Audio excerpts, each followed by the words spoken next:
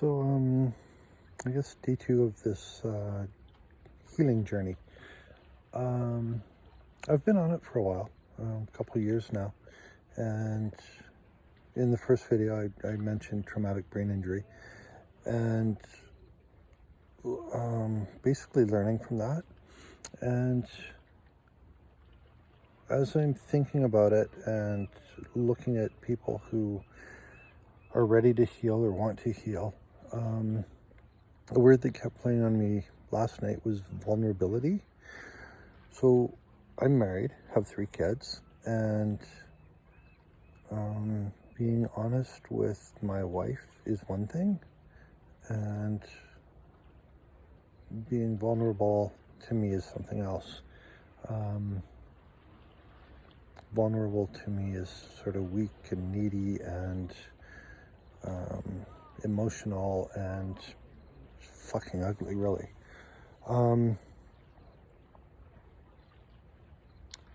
But to heal, you have to get stuff out, so you have to talk to someone. And a lot of my workers have been females, and they're younger than me. And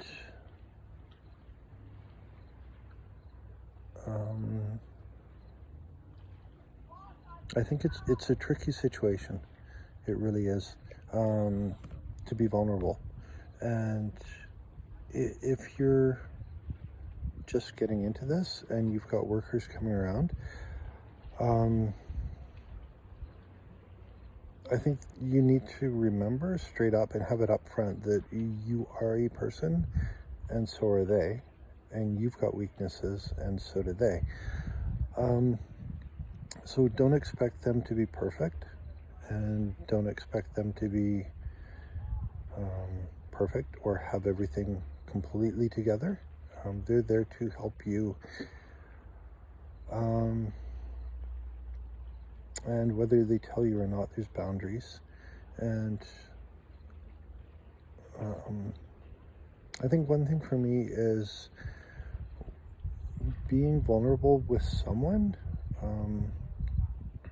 If you're looking for a worker, and I've had some really, really good workers, and one in particular I'm thinking about.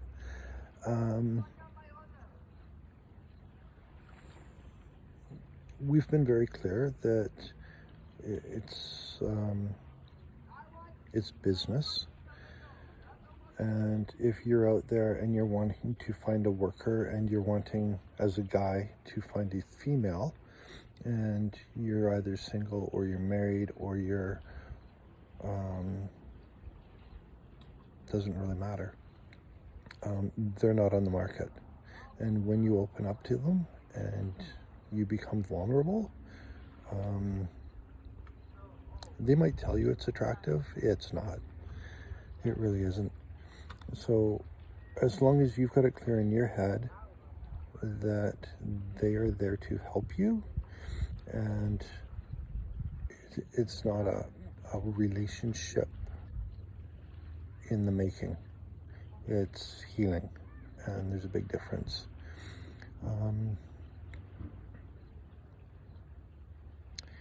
Yeah, so that's about all I've really got to say today. Just because I've had some really, really decent people, and they're really nice, and it's really easy to get confused, especially when you're healing and you're on this emotional roller coaster, anger and fear and whatever you go through. And you'll do a lot of learning, and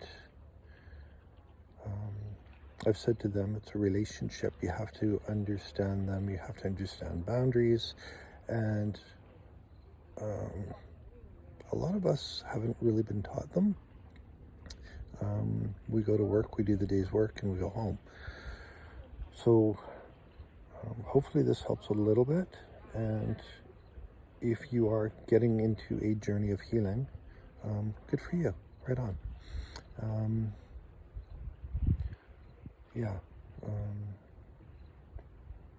But don't drag your spouse into it.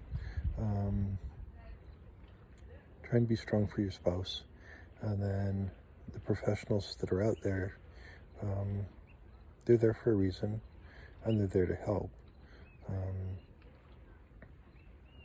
But consider them not on the market. It's about the easiest way I can put it. Anyways, thanks for now, and we'll see what comes up tomorrow. Take care.